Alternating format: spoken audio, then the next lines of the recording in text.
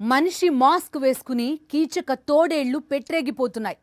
అడుగుకో రాక్షసుడు మాటు వేసి ఆడబిడ్డల ఉసురు తీస్తున్నాడు. అత్యాచారాల నిరోధానికి చట్టాలు చాలానే ఉన్నాయి.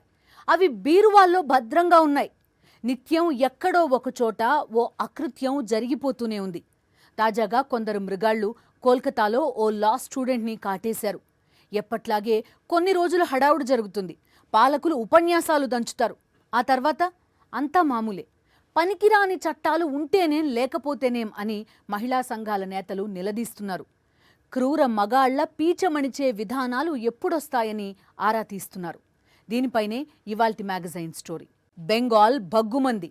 ఓ న్యాయ విద్యార్థిని ముగ్గురు రాక్షసులు అత్యంత క్రూరంగా రేప్ చేశారు. నన్ను వదిలేయండని ఎంతగా బతిమాలుకున్నా కాళ్ల మీద పడి ప్రాధేయపడ్డా కీచకులు కరగలేదు. ఏడాది క్రితం ఇదే కోల్కతాలో ఆర్జీకర్ హాస్పిటల్లో ఓ మెడికోపై అకృత్యం జరిగింది. తాజా రేప్ ఘటనలో ప్రధాన నిందితుడు పాలక టీఎంసీ స్టూడెంట్ వింగ్ లీడరే కావడం గమనార్హం. మహిళా ముఖ్యమంత్రిగా ఉన్న రాష్ట్రంలో మహిళలకు భద్రత లేకుండా పోయిందని బీజేపీ, సిపిఎం నిప్పులు చెరుగుతున్నాయి. ఎన్ని అత్యాచారాలు జరిగినా సరైన చర్యలు తీసుకోకపోవడం వల్లనే నేరగాళ్లు పేట్రేగిపోతున్నారని విపక్షాలు మండిపడుతున్నాయి. కోల్కతాలోని కస్బా లా కాలేజ్ విద్యార్థినిపై గురువారం దారుణం జరిగింది. కాలేజీ పూర్వ విద్యార్థి, ప్రస్తుతం అదే కాలేజీలో కాంట్రాక్ట్ లెక్చరర్గా పనిచేస్తున్న మోనోజిత్ మిశ్రా, లా స్టూడెంట్స్ జైబ్, ప్రమిత్ ముఖోపాధ్యాయులతో కలిసి విద్యార్థినిని గార్డు రూంలోకి బలవంతంగా లాక్కుపోయి గ్యాంగ్ రేప్ చేశారని బాధితురాలు ఫిర్యాదు చేసింది. గార్డ్ను రూమ్ నుంచి బయటకు పంపించేసి తనపై ముగ్గురు క్రూరంగా అత్యాచారం చేశారని బాధితురాలు ఆరోపించింది. తనకు బాయ్ ఫ్రెండ్ ఉన్నాడని, అతన్ని పెళ్లి చేసుకోబోతున్నానని, తనను వదిలేయాల్సిందిగా ప్రాధేయపడ్డా రాక్షసులు కరగలేదు. ఆమె పారిపోయే ప్రయత్నం చేసేసరికి హాకీ స్టిక్స్ తో కొట్టారని ఆమె తన ఫిర్యాదులో పేర్కొంది. రాత్రి 7:30 గంటల నుండి రాత్రి 10:50 వరకు కీచకులు ఆమెను టార్చర్ పెడుతూనే ఉన్నారు. గార్డ్ రూమ్ బయట నుండి ఈ దుర్మార్గాన్ని చూస్తూనే ఉన్నాడు. బాధితురాలి ఫిర్యాదు అందుకున్న వెంటనే పోలీసులు రంగంలోకి దిగారు. అత్యాచారానికి పాల్పడిన మోనోజిత్ మిశ్రా, జైబ్, ప్రమిత్ ముఖోపాధ్యాయతో పాటు గార్డ్ బెనర్జీని కూడా పోలీసులు అదుపులోకి తీసుకున్నారు. అత్యాచార ఘటన గురించి తెలియగానే విద్యార్థి సంఘాలతో పాటు రాజకీయ పార్టీలు వీధుల్లోకి వచ్చి ఆందోళనలకు దిగాయి. పాలక తృణమూల్ కాంగ్రెస్ పై ఆందోళనకారులు నిప్పులు చెరిగారు. ప్రధాన నిందితుడు Monojit Mishra Trinamool Congress student wing leader. అంతేకాదు ఆయనకు టీఎంసీ అధినేత్రి మమతా బెనర్జీ కుటుంబ సభ్యులతోనూ సంబంధాలున్నాయని, వారితో సన్నిహితంగా ఉంటాడని బీజేపీ ఆరోపిస్తోంది. आप सोच के देखिए, टीएमसी के ही एक नेता ने यह काम किया है, मनोजीत मिश्रा. यह है मनोजीत मिश्रा. और मनोजीत मिश्रा को आप किनके साथ देख सकते हैं? ये मनोजीत मिश्रा अभिषेक बनर्जी के साथ है. ये मनोजीत मिश्रा है मिनिस्टर चंद्रिमा भट्टाचार्य के साथ, जो ममता बनर्जी की काफी नजदीकी मंत्री मानी जाती है. ये मनोजीत मिश्रा है टीएमसी के काउंसिलर और ममता बनर्जी की sister in law Kajari Banerjee के साथ.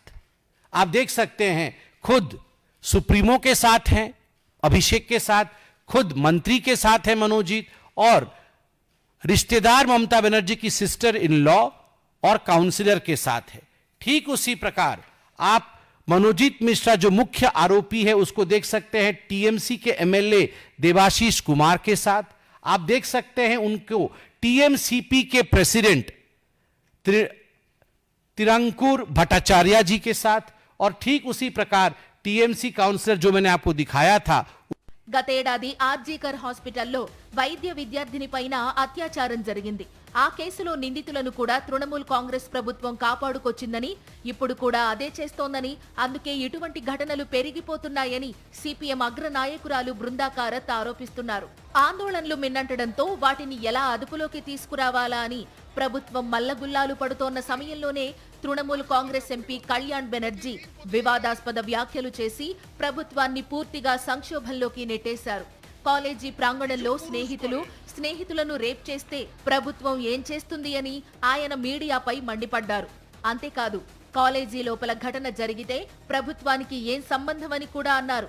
ఇక పోలీసులు, న్యాయ వ్యవస్థలు కూడా ఇటువంటి ఘటనలు జరగకుండా ఆపలేవని కళ్యాణ్ వ్యాఖ్యానించారు. বারবার আমি এক কথাই বলছি যে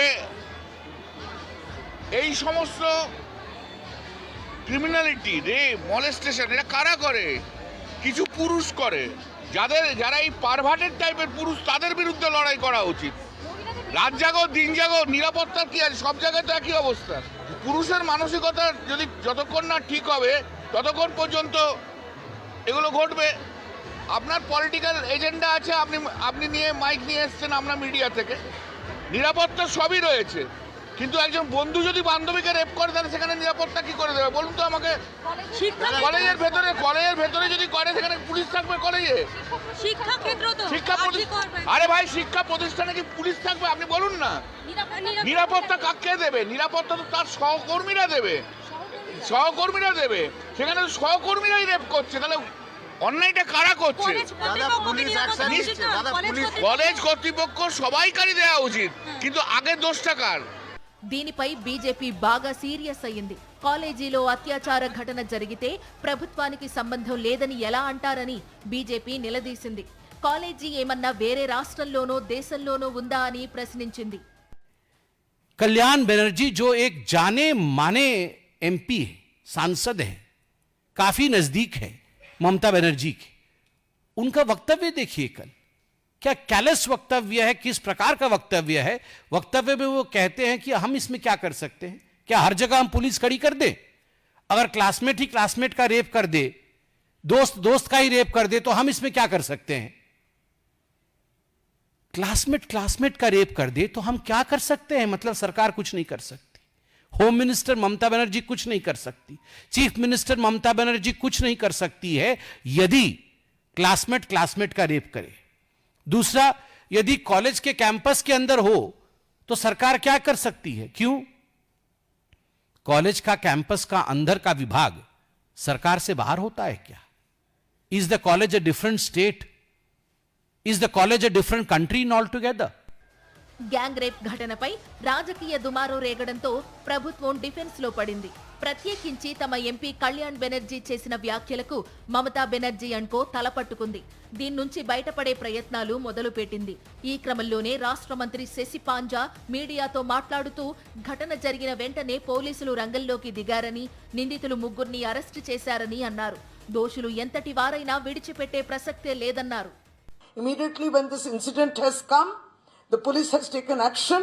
12 hours since the complaint came, 3 people caught and absolutely they are in custody. And the investigation is on. Their mobile phones have been seized. The victim's statement has been taken. She has named the accused. They have been taken into their custody. It's seriously been taken. Kolkata rape ఘటన దేశమంతా ప్రకంపనలు సృష్టిస్తోంది. విద్యార్థులు జరిగిన ఘటనపై తీవ్ర ఆగ్రహంగా ఉన్నారు. పదే అకృత్యాలు జరుగుతోన్నా జాగ్రత్తలు తీసుకోకపోవడంపై మండిపడుతున్నారు. 13 క్రితం ఢిల్లీలోని నిర్భయ రేప్ ఘటన యావత్ దేశాన్ని పట్టి కుదిపేసింది. అప్పుడే ఇటువంటి ఘటనలకు ఫుల్ స్టాప్ పెడతాం అంటూ కేంద్రం నిర్భయ చట్టం తెచ్చింది. కానీ ఏం లాభం? అత్యాచారాలు ఆగలేదు, అంతకన్నా క్రూరంగా జరిగిపోతున్నాయి. ఈ క్రమంలోనే హత్రాస్ పాపాలు, ఉన్నవ్ ఘోరాలు, దిశ రాక్షసాలు, ఆర్జీకర్ అకృత్యాలు వరుసగా జరుగుతూనే ఉన్నాయి. క్రూర మృగాలను మించిన నేరగాళ్లు ఏటా పెరుగుతూ ఉండడం ఆందోళన కలిగిస్తోంది.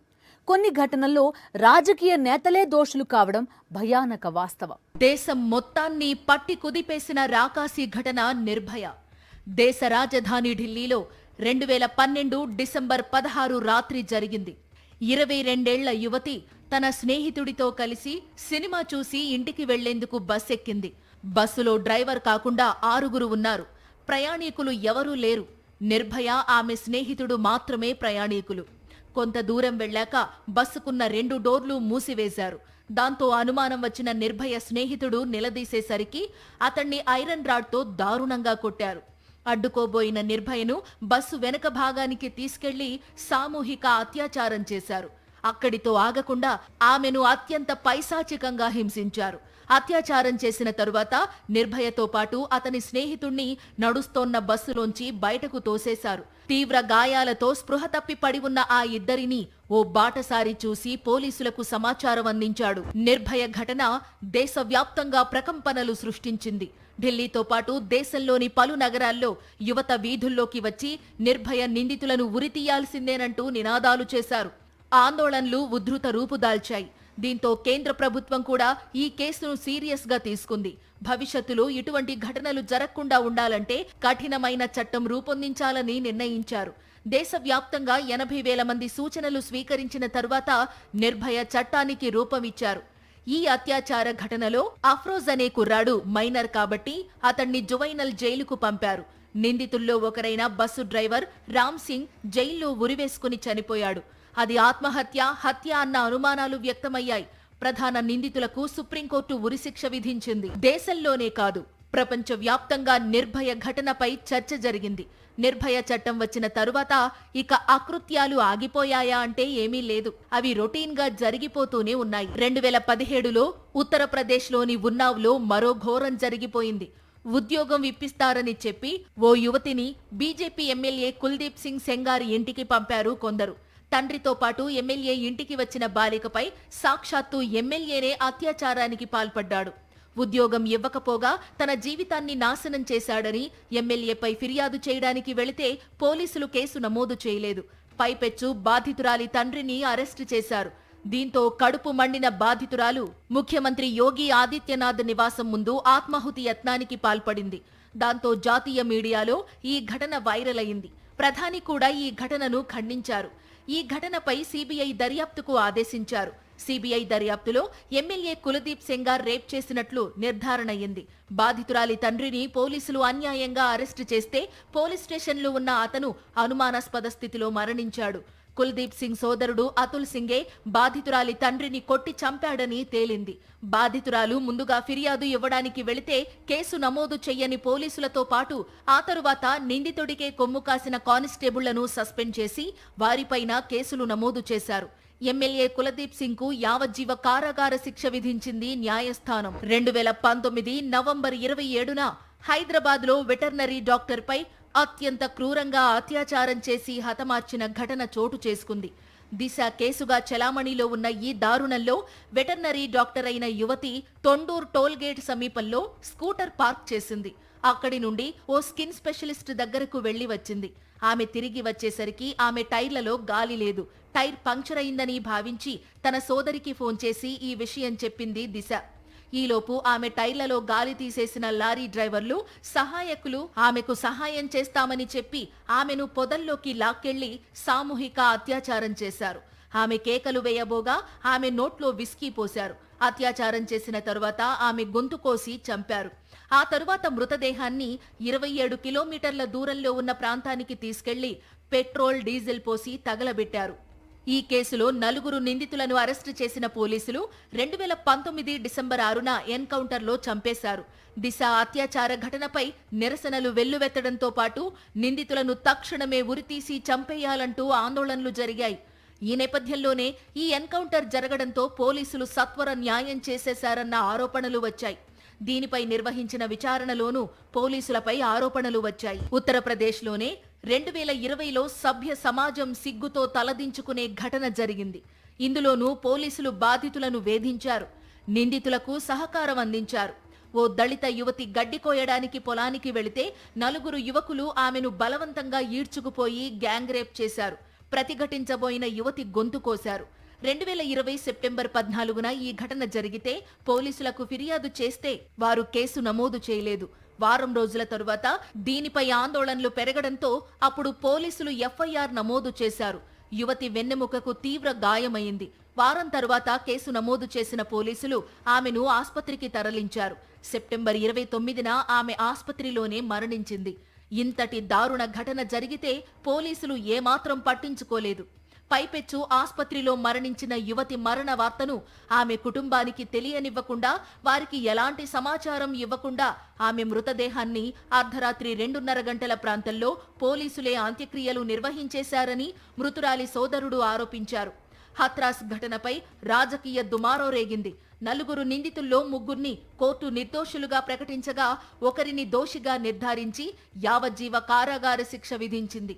అయితే దీనిపై దర్యాప్తు చేసిన సిబిఐ యూపీ పోలీసులపై మండిపడింది. హత్రాస్ పోలీసులు కీలకమైన సాక్ష్యాధారాలను మాయం చేయడం వల్లనే ముగ్గురు నిర్దోషులుగా బయటపడ్డారని ఆరోపించింది. యోగి ఆదిత్యనాథ్ ప్రభుత్వానికి ఇది ఒక మచ్చగా మిగిలిపోయింది. ఇలా ఎక్కడో ఒక చోట ఏదో ఒక రాకాసి ఘటన జరుగుతూనే ఉంది. ఘటన జరిగినప్పుడు రాజకీయ పార్టీలు హడావుడి చేస్తుంటాయి. ఆ తరువాత అందరూ ఈ ఘటనల గురించి మర్చిపోతున్నారు.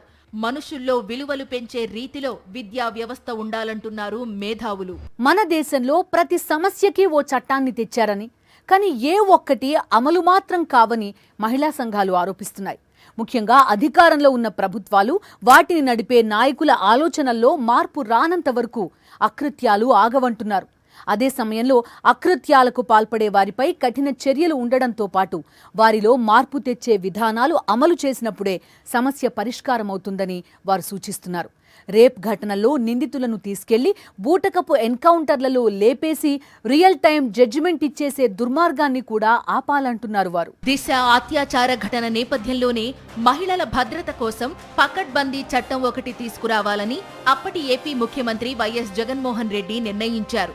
ఆ వెంటనే దిశ చట్టానికి రూపకల్పన చేశారు. మహిళలపై ఏ చిన్న దాడి జరిగినా కొన్ని నిమిషాల్లోనే నిందితులను పట్టుకునేలా, బాధితులకు రక్షణ కల్పించేలా దిశ యాప్ను కూడా రూపొందించారు. దిశ యాప్తో ఏపీలో మహిళలు ఎంతో రక్షణ పొందారు. చట్టాన్ని రూపొందించిన జగన్మోహన్ రెడ్డి దాన్ని ఆమోదం కోసం కేంద్రానికి పంపారు. ఈలోపు దాని అమలుకు కావలసిన మౌలిక సదుపాయాల కల్పనపైన దృష్టి సారించారు. దిశ పోలీస్ స్టేషన్లను ఏర్పాటు చేశారు. ఈ చట్టాన్ని దేశవ్యాప్తంగా అమలు చేయాల్సిన అవసరం ఉందని, మహిళల రక్షణకు దీన్ని మించిన చట్టం మరోటి ఉండబోదని మహిళా సంఘాల నేతలు, మేధావులు కూడా అభిప్రాయపడ్డారు. అప్పట్లో ఏపీలో ప్రతిపక్షంలో ఉన్న చంద్రబాబు నాయుడు దిశ చట్టాన్ని విమర్శించారు. ఇప్పుడు కూటమి అధికారంలోకి వచ్చాక అదే చట్టాన్ని కళ్లకద్దుకుని కాపీ కొట్టేశారు. జగన్మోహన్ రెడ్డి పథకాలను పేరు మార్చి యథాతథంగా కాపీ కొట్టడంలో ఆరితేరిన చంద్రబాబు నాయుడు దిశ చట్టాన్ని కూడా అలానే తీసుకున్నారు. కాకపోతే ఆయనకు ఎప్పుడూ చిత్తశుద్ధి ఉండదు కాబట్టి దాన్ని పకడ్బందీగా అమలు చేసే ఆలోచనే చేయడం లేదన్న విమర్శలు ఉన్నాయి. అందుకే ఏడాది కూటమి పాలనలో మహిళలపై అత్యాచార ఘటనలు రోజురోజుకి పెరిగిపోతున్నాయి. వాటికి అడ్డుకట్ట వేయాలని ప్రతిపక్ష వైఎస్ఆర్ కాంగ్రెస్ పార్టీ డిమాండ్ చేస్తే చంద్రబాబు నాయుడు రాజకీయాలు చేస్తున్నారన్న విమర్శలు ఉన్నాయి.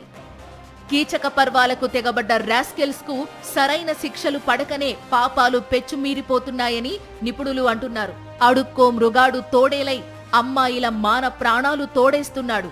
ఏటా మహిళలపై అత్యాచార ఘటనలు పెరుగుతూనే ఉన్నాయి. అత్యాచార కేసుల్లో నిందితులపై కఠిన చర్యలు లేకపోవడం వల్లనే నేరగాళ్లు రెచ్చిపోతున్నారు. ఎలాంటి నేరం చేసినా మనకేం కాదులేనన్న ధీమా కిరాతకుల్లో పెరిగిపోతోంది. అదే అమ్మాయిల ఉసురు తీస్తోంది. అధికారులు, పాలకులు చిత్తశుద్ధితో వ్యవహరిస్తేనే కాని పరిస్థితి బాగుపడే అవకాశాలే లేవంటున్నారు మేధావులు. నిర్భయ చట్టం వచ్చినా అది భరోసా నింపలేకపోతోంది, భయాన్ని పోగొట్టలేకపోతోంది. నిర్భయ చట్టం వచ్చిన తరువాత కూడా అత్యాచార ఘటనలు ఇష్టారాజ్యంగా సాగిపోతున్నాయంటున్నారు సామాజికవేత్తలు. అత్యాచార ఘటనల్లో నిందితులను ఉక్కుపాదంతో అణిచివేయాల్సిందే అంటున్నారు మహిళా సంఘాల నేతలు. ఇటువంటి కేసుల్లో రాజకీయ జోక్యాలు ఉండడం క్షమించరాని నేరమంటున్నారు వారు.